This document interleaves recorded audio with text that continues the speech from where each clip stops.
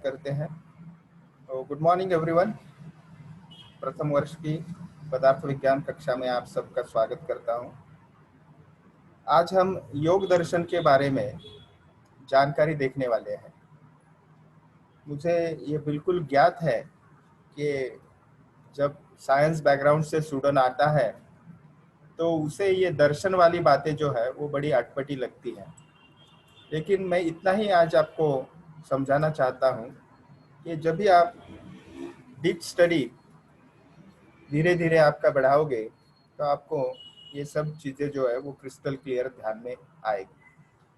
तो योग दर्शन, जैसा कि हमने देखा, ये सांख्य दर्शन का मित्र दर्शन है और सर्वदर्शन संग्रह में कुल संख्या दर्शनों की 16 बताते हुए भी उसमें से 9 दर्शन महत्वपूर्ण में, और महत्वपूर्ण 9 दर्शनों का विभाजन हमने हमारे ये लगभग हमारा पांचवा लेक्चर रहेगा। दर्शन शास्त्र के ऊपर चौथा लेक्चर है। तो लगभग 6 दर्शन जो है वो ज्यादा से ज्यादा उस वक्त भी फॉलो किए जाते थे। अभी कुछ मिक्स या स्वतंत्र पद्धति से भी फॉलो किए जाते हैं। उसे आस्तिक दर्शन कहते हैं। और ये हमारा पेपर फर्स्ट पार्ट ए का जो सेकंड पॉइंट है उसमें 2.2 में introduction to schools of Indian philosophy with emphasis on Nyaya, Vaisheshika, Sankhya and योग, उसमें से सांख्य दर्शन की विस्तार से हमने चर्चा की है पिछले 2 लेक्चर्स में। आज हम विशेषतः योग दर्शन की ओर ज्यादा ध्यान आपका आकर्षित करना चाहेंगे। ये तालिका फिर एक बार दोहरा दो आपको समझने के लिए कि ये आस्तिक दर्शन और नास्तिक दर्शन विभाजन जो हुआ है वो विशेषतः पुनर्जन्म है या नहीं है, ईश्वर सबका कारण है नहीं कारण है, वेद मानते हैं वेद नहीं मानते हैं, इस दृष्टिकोण से हुए। और उसमें से आस्तिक दर्शनों में सांख्य दर्शन, योग दर्शन, वैशेषिक दर्शन, न्याय दर्शन, पूर्व मीमांसा दर्शन, उत्तर मीमांसा दर्शन। उत्तर मीमांसा दर्शन को ही वेदांत दर्शन कहा जाता है। और नास्तिक दर्शन में चार्वाक दर्शन, बौद्ध दर्शन और जैन दर्शन। अब मैंने पहले ही आपको बता दिया कि यहाँ पे बौद्ध दर्शन और जैन दर्शन ये जो शब्द आएंगे या इसके जो इन दर्शनों के फिलोसॉफिकल स्कूल्स के हम जो सिद्धांत देखेंगे वो किसी धर्म विशिष्ट के नहीं है। तो वो दर्शन की यानी विचारधारा या दृष्टिकोण, और वो दृष्टिकोण किस बारे में है हमने जाना उस वक्त कि सृष्टि की उत्पत्ति, स्थिति और विनाश, इन 3 स्थितियां जो है, ये 3 स्थितियां किस प्रकार से घटती है, सृष्टि का संचालन कैसे होता है, उन प्रश्नों का उत्तर खोजने का प्रयास हमारे भारतीय पूर्वाचार्यों ने किया और उन्होंने अपनी विचारधारा ग्रंथ के स्वरूप में, सिद्धांत के स्वरूप में उसमें प्रस्तुत की। और उसी विचारधारा को दर्शन, ये पारिभाषिक शब्द जो है वो दिया गया। और दर्शन को ही हम फिलोसॉफिकल स्कूल भी कहते हैं अंग्रेजी में। उसमें से सांख्य दर्शन जो है उसकी विस्तार से हमने जानकारी देखी थी, आशा है आपको समझ में आएगा। और उसमें से जो सिद्धांत है, विशेषतः सत्कार्यवाद और परिणामवाद सांख्य दर्शन का सिद्धांत, ये फिर हम पेपर सेकंड में जब कार्य कारण भाव नामक टॉपिक आएगा तो उसमें विस्तार से देखने वाले हैं। ठीक है, तो चलिए योग दर्शन की ओर हम जाते हैं। विशेषतः हमने जैसे देखा कि सांख्य दर्शन, योग दर्शन, वैशेषिक दर्शन, न्याय दर्शन और पूर्व मीमांसा दर्शन के साथ उत्तर मीमांसा दर्शन, तो ये मित्र दर्शन है, उनका घनिष्ठ रूप से संबंध है। प्रायः आप अगर उसका अनुसरण करें, उसका अच्छा स्टडी करें तो आपको ध्यान में आता है कि एक जो है वो तात्विक पार्श्वभूमि बताता है। ठीक है, आप सिंपल लैंग्वेज में कह सकते हैं थियोरेटिकल एस्पेक्ट्स बताता है पहला दर्शन, जैसे सांख्य दर्शन उदाहरण के लिए। और योग दर्शन जो उसका मित्र दर्शन है वो उसका अप्लाइड एस्पेक्ट, उस विचारधारा को, उस कॉन्सेप्चुअल लिटरेरी हम कह सकते हैं या सिद्धांत रूपी पक्ष की, पूर्व पक्ष की, वो अप्लाइड एस्पेक्ट, व्यावहारिक पक्ष जो है वो दूसरा दर्शन बताता है। और यही स्थिति है न्याय दर्शन और वैशेषिक दर्शन के बारे में। वैशेषिक दर्शन सिद्धांत प्रस्तापित करते हैं, बताते हैं, तो न्याय दर्शन उसका व्यावहारिक पक्ष यानी इम्प्लीमेंटेशन बताता है, अप्लाइड एस्पेक्ट बताता है। वैसे ही पूर्व मीमांसा और उत्तर मीमांसा दर्शन। तो इसलिए इन 2 दर्शनों को इकट्ठा जो है वो सीखना सिक्वेंशियली ठीक रहता है, अच्छा रहता है, हमें समझ में आता है। ठीक है, तो योग दर्शन सांख्य दर्शन के साथ जो है वो घनिष्ठ रूप से संबंधित है, इसलिए मैंने आपको ये बताया।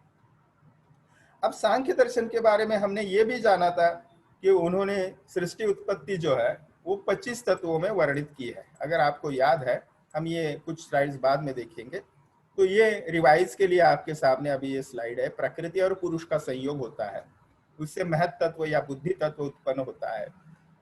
फिर ये बुद्धि तत्व जो है उसमें ईगो या अहंकार जागृत होता है, मैं कौन हूं, ऐसी स्थिति आती है।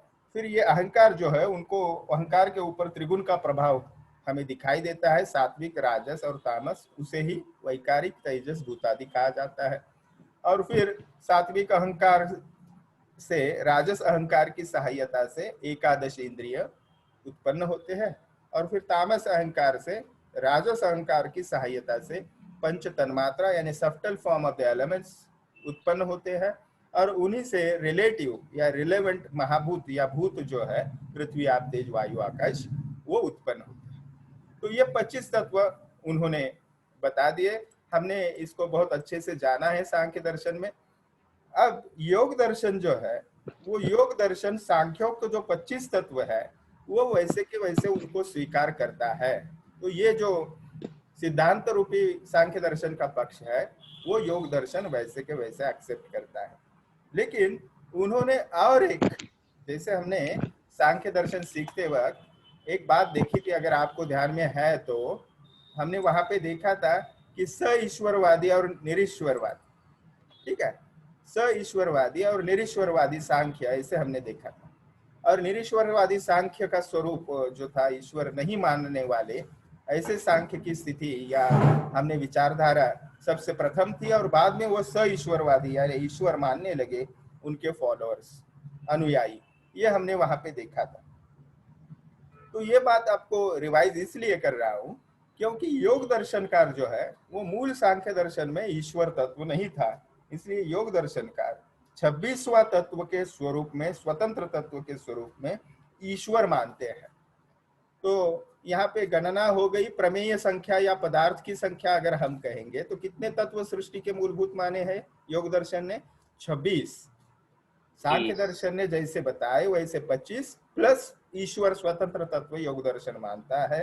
और इसीलिए योग दर्शन को कुछ कुछ लोग जो है वो व्यवहार के लिए स ईश्वर सांख्य भी कहते हैं। तो ये कहने की एक लिटरेरी रिव्यू के स्वरूप पे ये आप विषय को याद रखिए।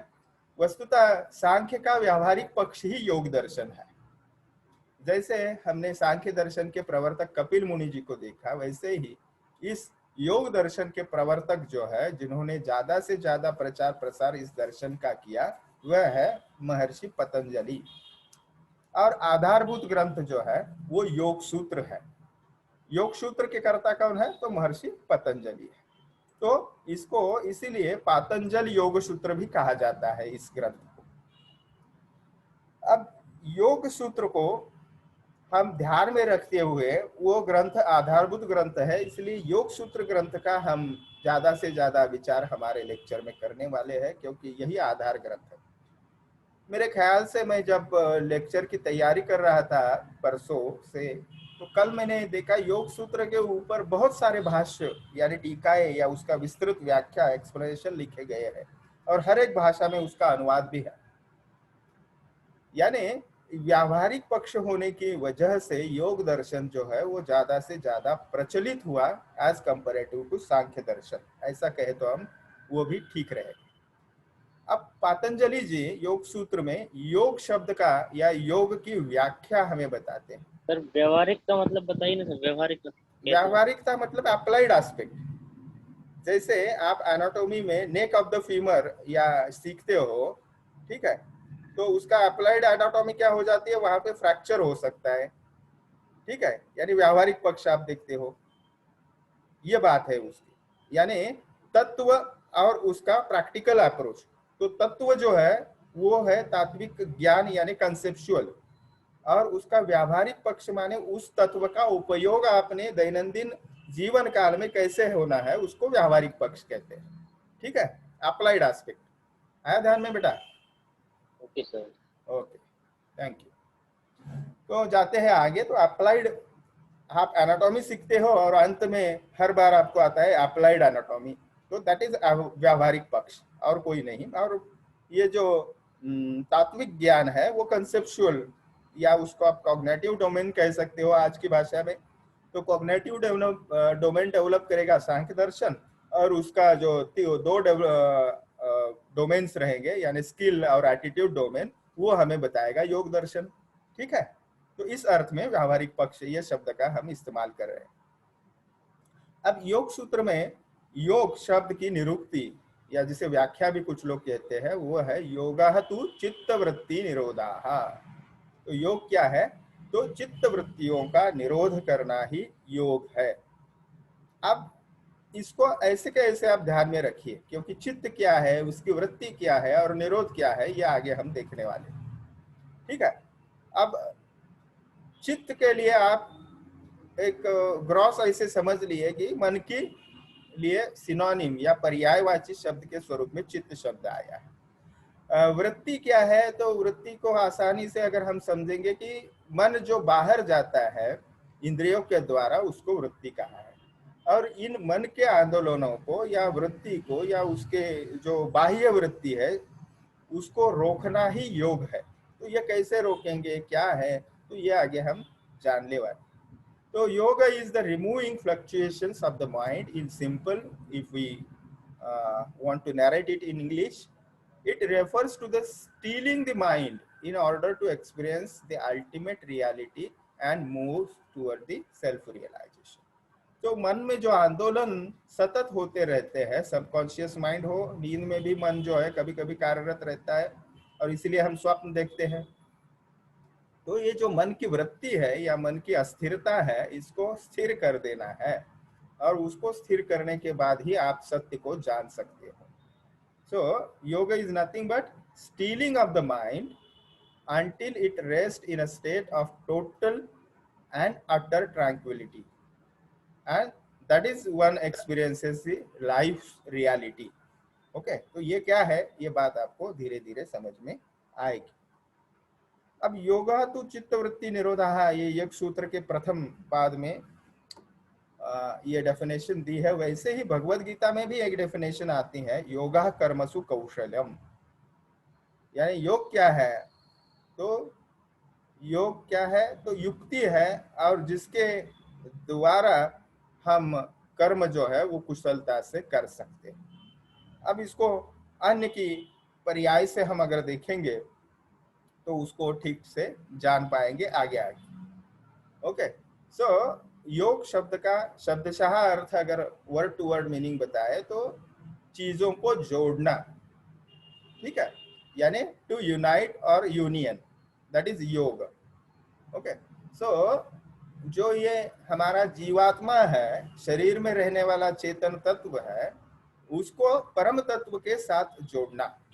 सो union with all or experience of oneness, that is yoga. Okay, so there is no separation from our inner divinity and the divine. So ईश्वर और जीवात्मा ये दोनों एक ही है। अब योगस्तु चित्तवृत्ति निरोधा और योग चित्तवृत्ति निरोधा, ये जो स्थिति है, इसको अगर शब्दशः हम जानेंगे तो योग का अर्थ हमने देखा जॉइन और यूनाइट, चित्त का अर्थ है कॉन्शियसनेस, वृत्ति जो है वो फ्लक्चुएशंस है, और निरोध we have to quieting of those all वृत्तिज। सो इसको और थोड़ा डिटेल में हम जानने का प्रयास करेंगे। तो चित्त क्या है? सबसे पहले देखिए, संस्कृत भाषा में जब भी सिनोनिम भी यूज किए जाते हैं, बहुत कुशलता से अर्थपूर्ण पद्धति से इस्तेमाल किए जाते हैं। ठीक है, तो जैसे जहां जहां भी मन की स्थिति ऐसी आती है कि वो थोड़ा अशुद्ध या जिसमें रजतम का प्रभाव अधिक होता है, तो उसको चित्त कहा गया। और जब उसको मन को उसमें सत्व की स्थिति, सत्व इस गुण की स्थिति अधिकता से होती है, प्रबलता से होती है, तो उसका सिनोनिम सत्व आता है। तो इससे ही हमें द्योति यहाँ पे ये इंगित हो जाता है कि चित्त शब्द का यह प्रयोग है, मतलब इस चित्त पे रज और तम का जो प्रभाव है वो अधिक रहेगा। तो हमने ये पहली लाइन तो पहले देख चुके हैं कि योग सूत्र में चित्त वृत्ति के निरोध को ही योग कहा है। और चित्त का तात्पर्य क्या है, तो सूक्ष्म शरीर है। वो कौन कौन सा, बुद्धि, अहंकार और मन। देखिए ये आप हाथ पाव कान वगैरह ये सब देखते हैं ना, एनाटॉमी जो आप स्टडी करते हो स्ट्रक्चर ऑफ द बॉडी का, वो सब स्थूल शरीर है। और सब्टल बॉडी जो है यानी सूक्ष्म शरीर जो है वो बुद्धि अहंकार मन है। ठीक है, अब इस चार्ट को दोबारा हम देखते हैं, तो इसको साइमल्टेनियसली देखते हुए विषय को समझेंगे। अब देखिए ये जो चित्त है, उससे भी पहले क्या तत्व उत्पन्न होता है, तो बुद्धि तत्व उत्पन्न होता है। देखिए पुरुष और प्रकृति का संयोग हुआ। फिर एक बार हम इसको आप देख चुके हैं, फिर भी रिवाइज करने के लिए आपको बता दूं। पुरुष और प्रकृति, इनका संयोग होने के बाद क्या तत्व उत्पन्न होता है, तो बुद्धि तत्व उत्पन्न होता है। और फिर बुद्धि से अहंकार उत्पन्न होता है। ठीक है, तो इसको तो हम इस पद्धति से थोड़ा बहुत जानने का कोशिश करें, साइमल्टेनियसली देखते हुए। अब बात यह आई कि सबसे पहले प्रकृति से उत्पन्न तत्व कौन सा है, तो वह है बुद्धि। और उसमें क्या है, सत्व की प्रधानता रहती है। उसमें क्या है, तो सत्व की प्रधानता उसमें रहती है। ये स्थिति आप ध्यान में रखिए, सत्व की प्रधानता। अब देखिए, लेकिन चित्त जो है, चित्त को आप मन समझ लीजिए अभी समझने के लिए, मतलब मन की एक स्थिति है वो। चित्त जो है वो कैसे है, स्वभाव से जड़ है वो। लेकिन क्या हो जाता है, जब भी उसका पुरुष यानी चेतन तत्व के साथ संबंध आ जाता है, तो वो चित्त जो है वो पुरुष यानी उस चेतन की वजह से प्रकाशित हो जाता है। और इसीलिए मन जो है वो जड़ होते हुए भी उसको चेतन जान पड़ता है।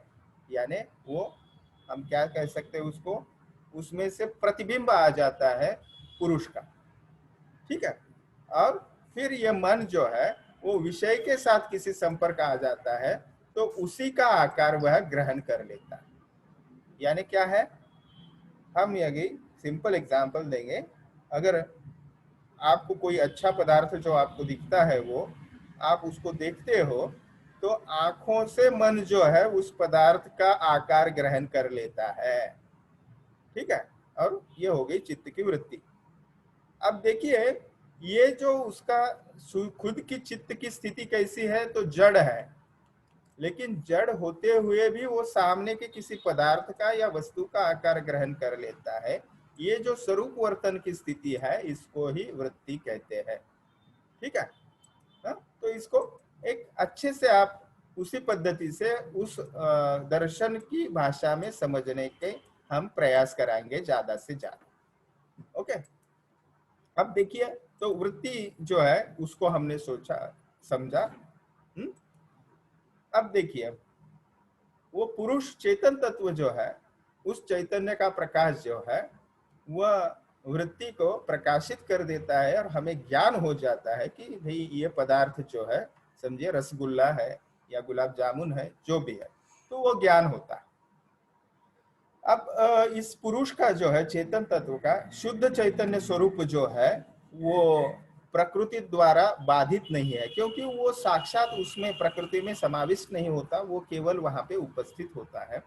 किंतु क्या हो जाता है, भ्रमवश या ज्ञानतावश चित्त में अपने प्रतिबिंब को वह स्थापित करने लगता है और उसी का उसमें परिवर्तन जो है वह आभास होने लगता है। और उस मन को जो है बाहर की वृत्तियां ही अच्छी लगती है, वो शरीर के अंदर खुद के अंदर झांकता नहीं है। अब उदाहरण देके यहाँ योग सूत्र में समझाया गया है हमें कि जिस प्रकार नदी की हिलती हुई तरंगों में प्रतिबिंबित चंद्रमा हिलता है, तो क्या होता है, तो तरंगे प्रकाश युक्त हो जाती है। उसी प्रकार चित्त के प्रतिबिंब से अपने को एकत्र या समीकृत करने पुरुष का स्वरूप परिवर्तनशील तथा चित्त के प्रतिबिंब के साथ उसका संबंध टूट जाता है।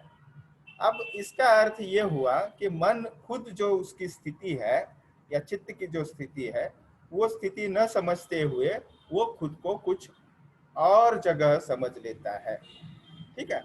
लेकिन वो जो प्रतिबिंब की स्थिति वो जल के या नदी के तरंगों में दिखाई देता है, वैसे ही अगर वो प्रतिबिंब समाप्त हो जाए तो चित्त वृत्ति भी खत्म हो जाती है या वो निरुद्ध हो जाती है, निश्शेष हो जाती है, और इसी चित्त वृत्ति को निरोध कहते हैं, ठीक है।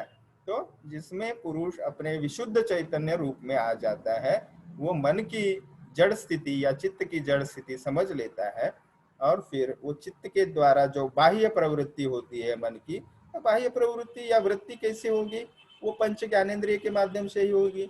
शब्द स्पर्श रूप रस गंध, उसको जो अच्छा लगे वही खाने की वो उसको इच्छा होगी, जो अच्छा लगे वही सुनेगा, वगैरह वगैरह। अब इसको योग दर्शन की योग सूत्र में जो स्थितियां बताई है, 5 प्रकार की वृत्तियां देखिए, वो अलग पद्धति से बताई है।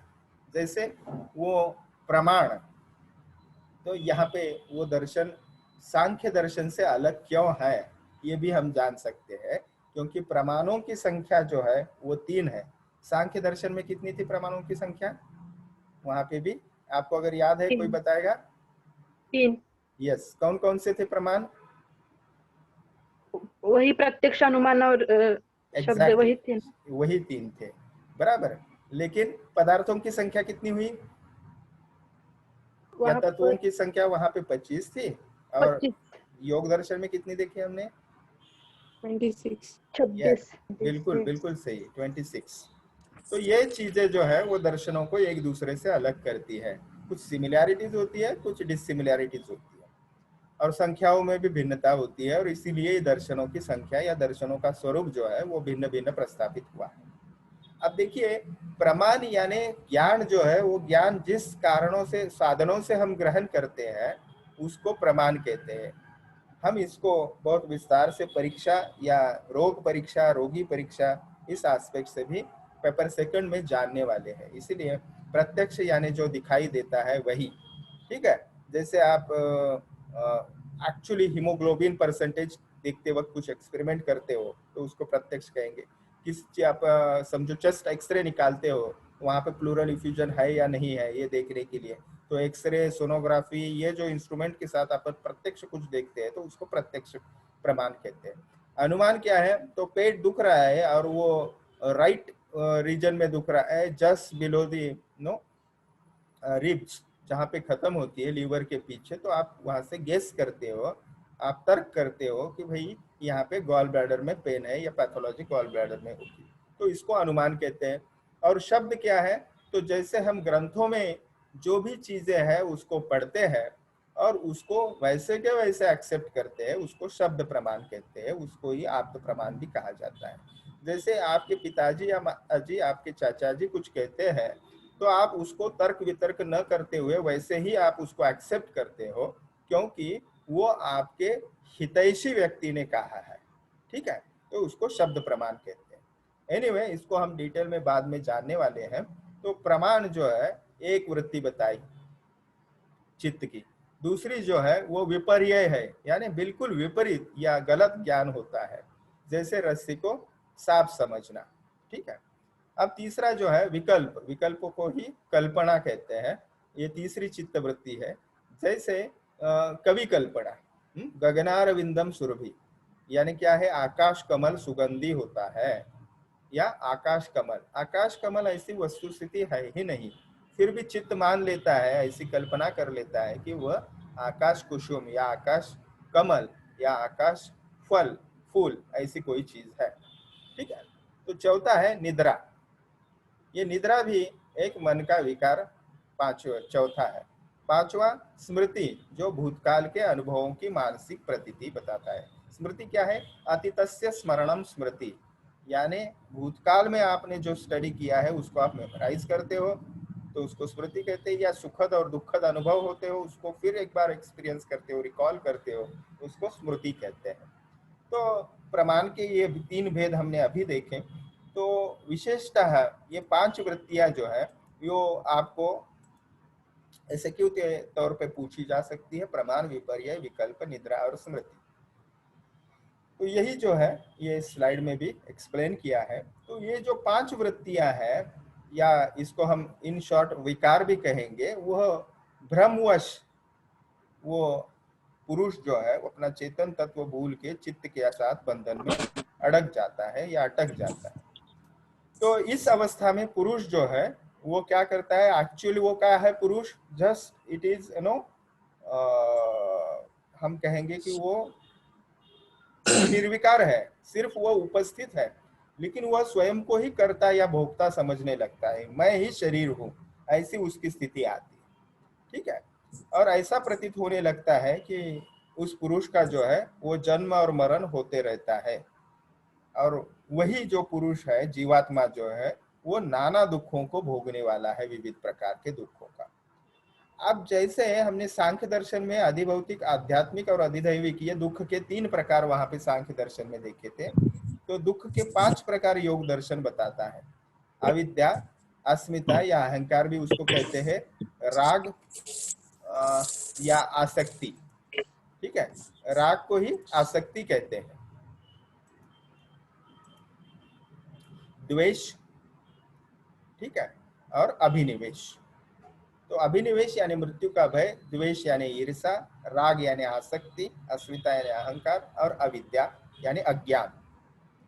तो ये जब 5 प्रकार के दुख है, तो इन दुखों को समझने के लिए विवेक ज्ञान का उदय आवश्यक है।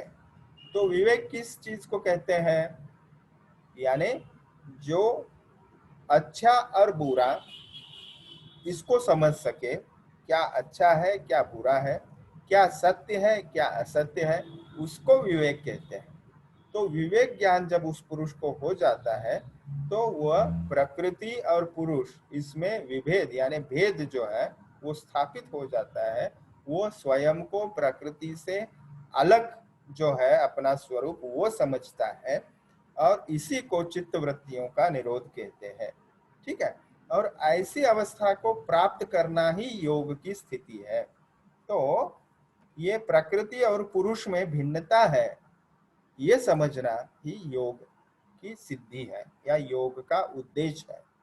ठीक है, अब जैसे हमने चित्त की वृत्तियां देखी, 5 प्रकार के दुख देखे, ठीक है, वैसे ही हम अब 5 मन की या चित्त की अवस्थाएं देखेंगे। समझ लीजिए, सिर्फ क्षिप्त, मूढ़, विक्षिप्त, एकाग्र और निरुद्ध, तो ये जो 5 मन की अवस्थाएं हैं, इनको हम जो त्रिगुण सिद्धांत हमने देखा था कि सत्व रज तम जो है वो सृष्टि के उत्पत्ति से लेके सृष्टि के विनाश तक इन्हीं गुणों का प्रभाव रहता है। तो चित्त की इन अवस्थाओं पे भी, क्षिप्त, मूढ़, विक्षिप्त, एकाग्र, निरुद्ध पे भी हमें इन त्रिगुणों का ही प्रभाव दिखाई देता है। कैसे वो जानेंगे। क्षिप्त क्या स्थिति है, तो क्षिप्त ऐसी स्थिति है जिसमें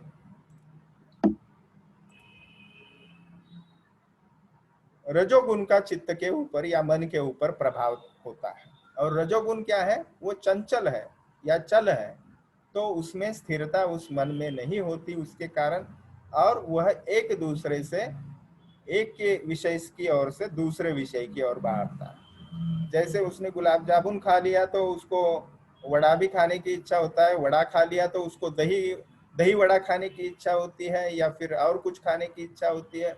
तो ये जो स्थिति है रजोगुण की वजह से, वो चित्त जो है वो दौड़ता रहता है एक जगह से दूसरी जगह की ओर, या एक विषय से दूसरे। ठीक है, तो फिर जीवा का यानी टंग यानी टेस्ट उसको सेटिस्फाई हो गया, तो वो कुछ सुनना चाहेगा या कुछ वो करना चाहेगा। इस पद्धति से मन जो है, उसका चित्त जो है वो क्षिप्त यानी दौड़ता रहता है इस विषय से उस विषय की ओर। ठीक है, तो हमारा जो है वो लिंक 10 मिनट बाकी है, तो ये टूट जाएगा अगर लिंक 40 मिनट का अवधि खत्म होती है, तो हम प्रश्नोत्तर के लिए दोबारा जुड़ेंगे। मूड जो है वो स्थिति क्या है, तो उसके ऊपर तम का प्रभाव होता है। तम क्या है, अंधकारमय है या आवरक, उसकी स्थिति बताइए, और जिससे मन में निद्रा, आलस्य, अंधकार इत्यादि ये जन्म लेते हैं या इनका उदय होता है। तीसरी स्थिति जो है वो है विक्षिप्त अवस्था। विक्षिप्त अवस्था में सत्व भी होता है और कभी कभी रज होता है। तो ऐसे स्थिति में चित्त जो है वो एक ही विषय पर ज्यादा देर तक टिका रहता है। ठीक है, इसमें रज होने की वजह से वो शरीर के बाहर तो निकलता है उसकी वृत्ति, लेकिन वह एक ही जगह पे वह आंदोलित होता रहता है या वही टिका रहता है। चौथी स्थिति है एकाग्र। एकाग्र में पूर्णतया सत्व का प्रभाव होता है और रज तम पे वह कंट्रोल पा लेता है। और फिर पांचवी स्थिति आ जाती है निरुद्ध। ये चित्त की पांचवी स्थिति है और ये अंतिम और सर्वोच्च अवस्था है जिसमें चित्त जो है उसके सभी वृत्तियां जो है वो लोप हो जाती है और वह अपने स्वाभाविक दशा को प्राप्त होता है। देखिए, ये एकाग्र और निरुद्ध स्थिति जो है ये अवस्थाएं बिल्कुल योग के लिए अनुकूल ऐसी स्थितियां हैं और इसमें मन जो है वह चित्त को पुरुष चित्त के द्वारा इधर उधर इंद्रियों में भागता रहता है, तो चित्त स्वतंत्र जड़ स्थिति को अपने पहचान लेता है, पुरुष प्रकृति से अलग है ये उसको विवेक आ जाता है और फिर इसी स्थिति को जो है वह यूनियन या योग कहते हैं। अब देखिए, ये हो गई उसकी, फिर एक बार उसका कंसेप्चुअल आपको समझाया, लेकिन ये स्थिति प्राप्त करना ये सहज अवस्था नहीं है। थेरोटिकली तो मैंने आपको समझा दिया, आप भी शायद समझ गए, लेकिन इसको व्यावहारिकता में प्रैक्टिकली उसको करने के लिए हमें 8 स्टेप्स जो है वो फॉलो करने होते हैं 1 by 1, और इसी को अष्टांग योग कहते हैं। अष्ट यानी 8, अंग यानी उसके हम क्या कहेंगे सीढ़ियां, ठीक है, या पार्ट्स, और ये 8 स्थितियां जो है एक के बाद दूसरी, इसको हम लांघते हुए स्थिति की ओर जाएंगे, 8वीं स्थिति की ओर, वह है समाधि। तो आपने केवल जो ये आपको ज्यादा पॉपुलर जो बाबा लोग हैं उन्होंने बनाया हुआ है केवल ये तीसरा अंग, और इसी को हम योग समझ लेते हैं। देखिए, योग दर्शन यानी केवल आसन या योगासन या हम योगिक एक्सरसाइज भी कहते हैं कुछ लोग इसको, ये केवल योग नहीं है। तो वो आसन स्थिति जो है या आसन करना जो है वो योग का एक अंग है, और वो कितना 1/8 पार्ट, लेकिन उसमें ये 8 स्थितियां जो है वो एक के बाद दूसरी प्राप्त करना और 8वीं स्थिति की ओर जाना, इसको समाधि स्थिति को प्राप्त करना, ये योग दर्शन का मूल उद्देश्य है। ठीक है, तो yogic exercise is nothing but only the exercise. Okay, उससे जरूर आपको शारीरिक और मानसिक फायदे होते हैं, और जो आप जिम में एक्सरसाइज करते हो, एरोबिक्स करते हो या और कोई डांस एक्सरसाइज करते हो, उससे जरूर आसन से और प्राणायाम से ज्यादा आपको लाभ होंगे, लेकिन वही केवल योग नहीं है, ये मेरा कहने का मतलब है। ठीक है, तो यम क्या है? तो don'ts for the practitioner. So who is willing to achieve the real sense or reality of life, that person, that is the practitioner. Okay, so क्या नहीं करना है वह है यम। नियम क्या है? क्या करना है आपने, वह है नियम। Asana are the different yogic postures, pranayama these are the breathing exercises, pratyahara that is the withdrawal of the senses, आपकी जो इंद्रिया जो बाह्य वृत्ति रहती है उनकी, जैसे शब्द स्पर्श रूप रसगंध, शब्द यानी कान आपके कुछ सुनना चाहते हैं, स्पर्श यानी आपकी स्किन को कुछ अच्छे टच ही लगते हैं, वो हमेशा सेवन करते हैं। स्पर्श के बाद हुआ रूप, आंखें जो है कुछ चीजें देखना ही चाहती है। रस यानी जीवा आपका जो है कुछ टेस्ट फील ही करना चाहती है। गंध का नाक जो है आपका कुछ अच्छे स्मेल्स जो है वही सूंघना चाहता है। तो ये शब्द स्पर्श रूप रसगंध आपकी जो पंच ज्ञानेंद्रिया है वो बाह्य वृत्ति रहती है, उनको इनवर्ड करना ही प्रत्याहार है, या इन इंद्रिय की वृत्तियों को, मन की वृत्तियां जो बाहर जाती है इंद्रियों के माध्यम को, उनको रोकना ही प्रत्याहार है। धारणा क्या है? तो धारणा is a firm and fix belief. आप किसी एक जगह को बिलीव करते हो, इसको इनको हम देखने वाले हैं संक्षिप्त में, आपको पूरा डिटेल में आज के आज आपको योगाभ्यासी नहीं, योग साधक नहीं बनाना चाहता, लेकिन आप जरूर आज इसकी शुरुआत करोगे जो भी आप में से 50 में से 5 बच्चे भी ऐसे निकले तो व्याख्यान फलश्रुत हो जाएगा, क्योंकि आपको समाधि की स्थिति प्राप्त करना उद्देश्य नहीं है। देखिए, एक चिकित्सक को जो है वो बैलेंस रहना, विवेकशील रहना बहुत आवश्यक है। तो अगर आप पेशेंट को एग्जामिन करते वक्त किसी वक्त आपको कुछ और ध्यान में आ जाए मन में, तो आपका डायग्नोसिस ठीक से नहीं हो पाएगा, आपका प्रिस्क्रिप्शन आप ठीक से नहीं लिख पाओगे और उसमें चूक हो सकती है। इसलिए प्रैक्टिकल अप्रोच से भी देखें तो आपने योगाभ्यासी या योग साधक होना एक चिकित्सक में आवश्यक है। धारणा के बाद ध्यान, जिसे मेडिटेशन भी कहते हैं, samadhi it's a transcendent we can say state of that particular practitioner. अब ये जो 8 लिम्स ऑफ योग भी कहते हैं इसको, तो इसको डिटेल में हम समझने वाले हैं थोड़ी देर बाद। ओके, इसको यम, नियम, आसन, प्राणायाम, प्रत्याहार, धारणा, ध्यान, समाधि, इस सीक्वेंस को बहुत अच्छे से आप देख लीजिए, इसको जान लीजिए, और इसको आपने समझना भी है, आपको लिखना भी पड़ेगा, और व्यवहार में आपको इसको अभ्यास भी आपको खुद के लिए करना है, क्योंकि एक चिकित्सक योगाभ्यासक भी होना आवश्यक है। तो चलिए इसको एक एक अंग को हम डिटेल में समझेंगे थोड़ी देर बाद। इसमें यहाँ तक आपको कुछ प्रश्न है?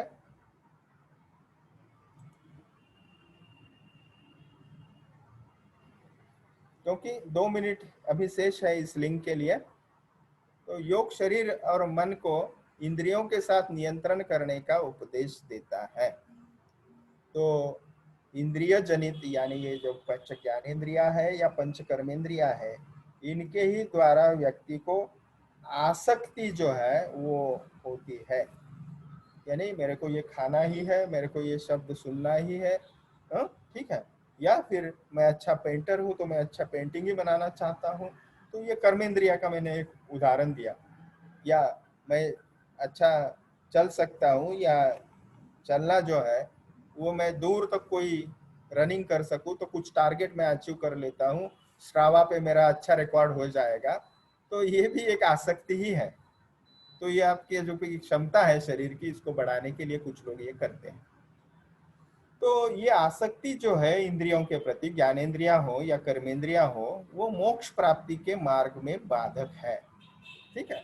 और इन बाधक कारणों को दूर करके उस पे विजय का पाने के लिए ये 8 साधन बताते हैं, और ये 8 साधन जो है उसी को अष्टांग योग कहते हैं, ठीक है।